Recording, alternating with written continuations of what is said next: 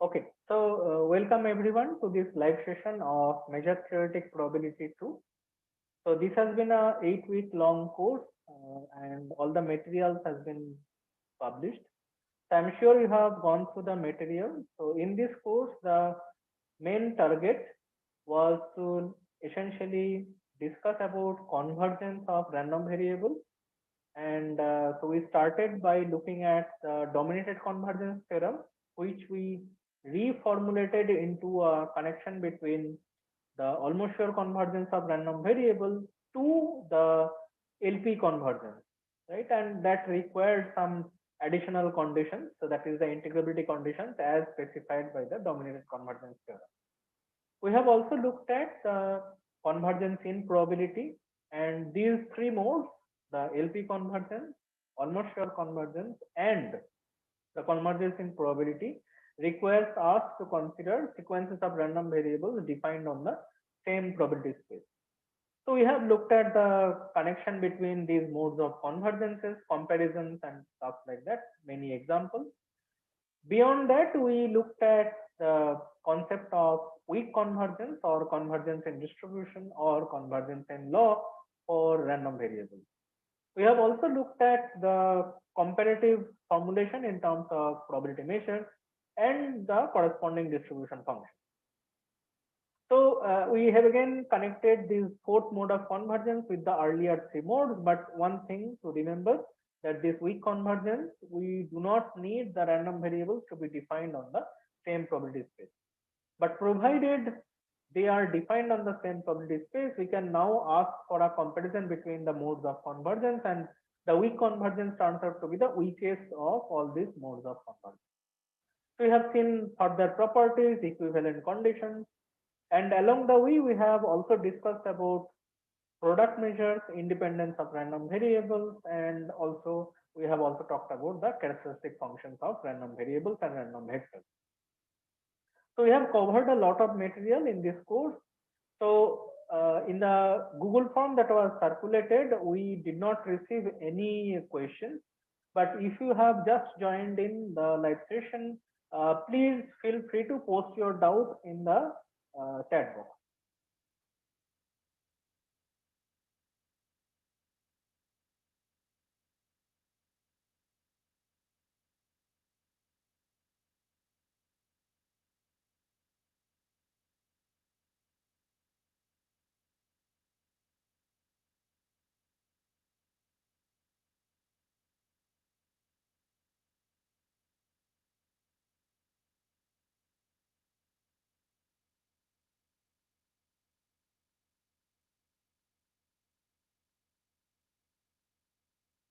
So for the participants just joining in, this is a request. If you have any questions or anything to clarify, please post it in the chat box.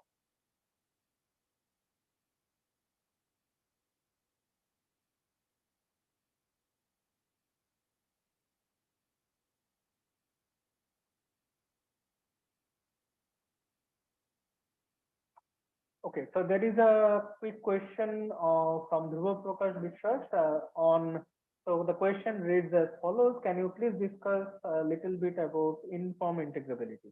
All right. So strictly speaking, uniform integrability goes into martingale theory more specifically, but overall the idea will be somewhat connected to the type of things that we have seen involving tightness.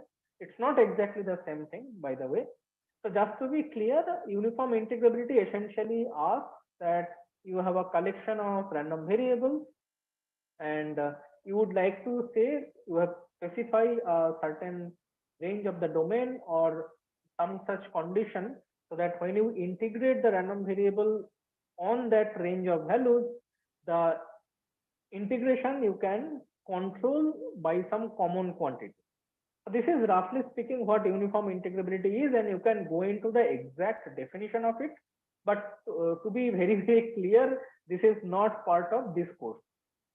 So I don't want to go too much into detail because it will be a bit more technical discussion, and since this is not part of the course, I don't want to go into the details now. But you are welcome to post questions or based on the topics that we have discussed in this course.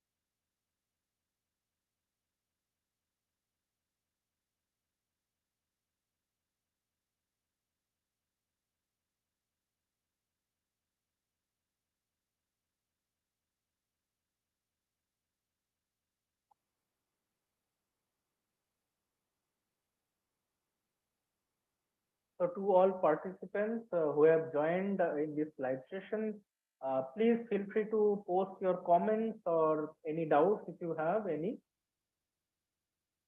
Please post it in the chat box.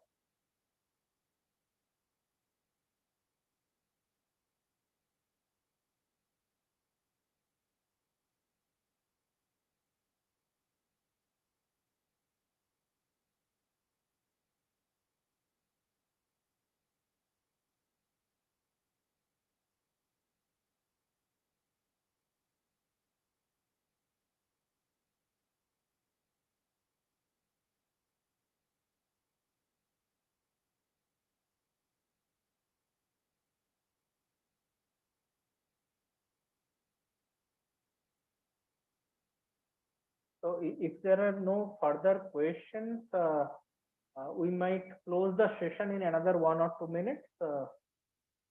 Please, please post your comments. How the course looks to you. What are the knowledge that you have gained? Any comments? Please feel free to post.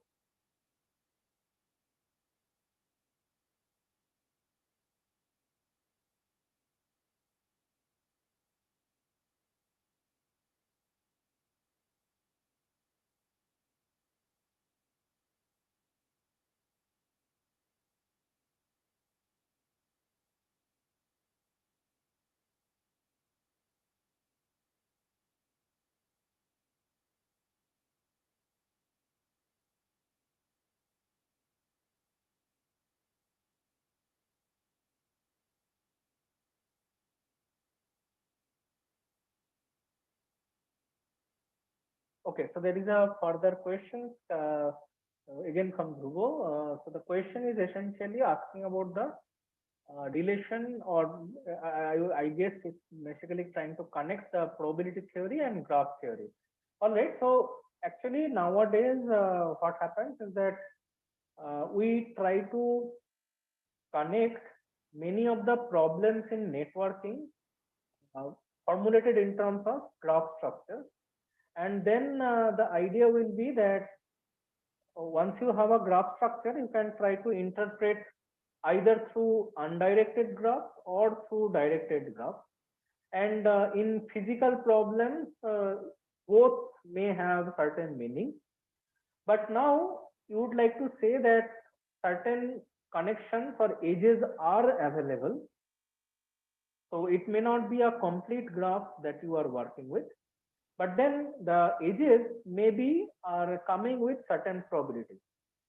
So that's the connection through which you get many interesting such network models through the connection between probability theory as well as the graph theory. So for example, one of the most famous model that people study is the Eddos-Renyi random graph. But again, this is going beyond the scope of the course. But the essential idea typically is I mean, one major model that is being looked at is that you attach vertices through edges or connect vertices through edges, but you attach the edges with certain probability. So that's essentially the idea. And then you try to see how big is your graph coming up. Are all vertices getting connected or not? Do you have a connecting path that connects all vertices? what is the maximum size of the subgraph which becomes complete. So you try to answer all these questions. So that's what is very, very important in when you apply it to problems involving network. But again, this is beyond the scope of the course. So I don't want to go further deeper into this topic. Uh, Moreover, I am not an expert in this area.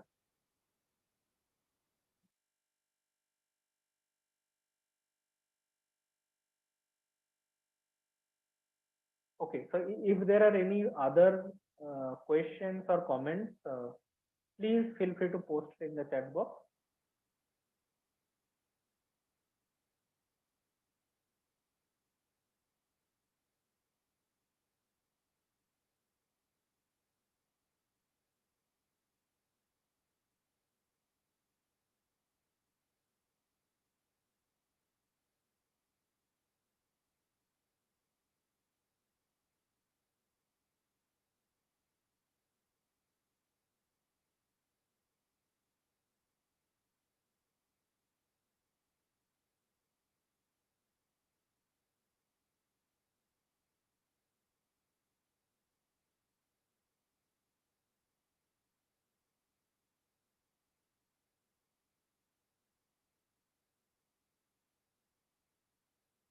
Okay, so there is another follow-up query on the applications of probability to functional analysis. All right, so I'm not really aware of any results that in functional analysis that uses probabilistic technique or direct applications of probability. I'm not, I don't of the, I mean, I don't remember it right now if there is any, but definitely when you work with general probabilistic models, you go into first of all these Hilbert and Banach valued random variables, and even beyond that, you go into more complicated looking spaces which are maybe just topological vector spaces, and even if you drop the vector space structure, just topological spaces. You can also study through this on this through the certain algebraic structures and all that. So again, in various complicated models, you can actually construct or get data based on uh, these type of spaces where your random elements are taking values in these spaces. So, for example, one of the very, very important topic of research nowadays is functional data analysis, and there you are essentially talking about your data, which is essentially functions, and these functions may be defined on very complicated looking spaces. So people try to model it on some appropriate L2 spaces or continuous function spaces, and there once you bring in the probability theory, then you are essentially talking about probability on these type of spaces.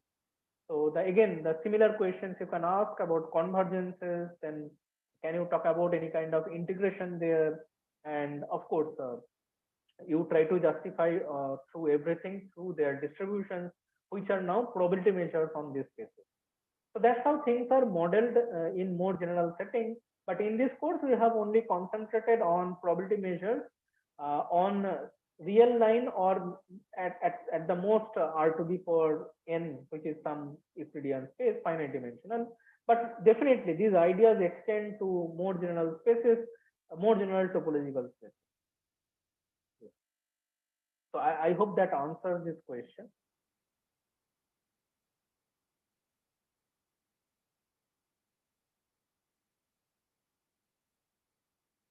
So if there is any follow-up question, please feel free to post it in the chat box.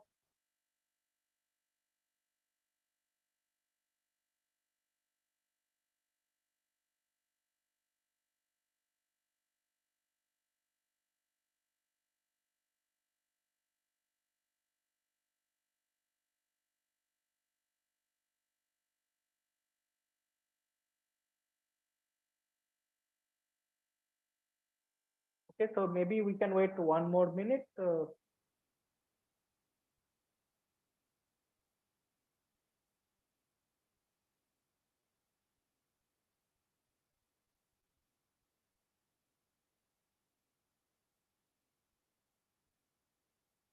Okay, so there is again another question. Is probability theory concerned with abstract measures like Haar measure or Hausdorff measure?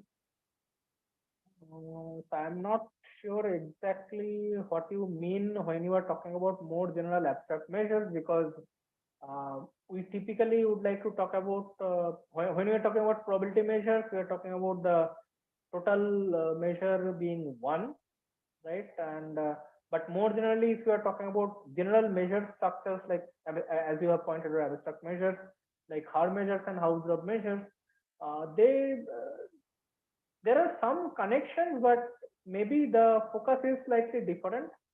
So the Haar measures and Hausdorff measures that you are studying are more generally related to more general functional analysis, I would say.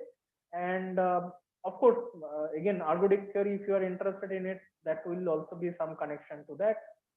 But a priori, your question is a bit vague, so we cannot really talk about the exact connection as such, because it will depend on problem to problem. But you are welcome to post questions if you have any based on the content of this course.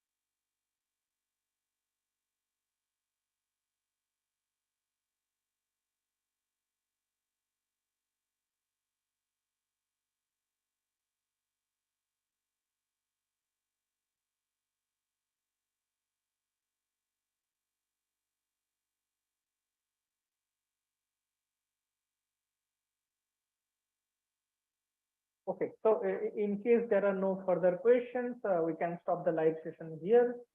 Uh, and thank you all for joining in and following up on the course.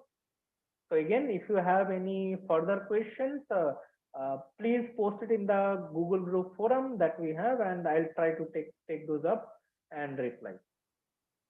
So again, thank you for joining in this live session. So we can stop here.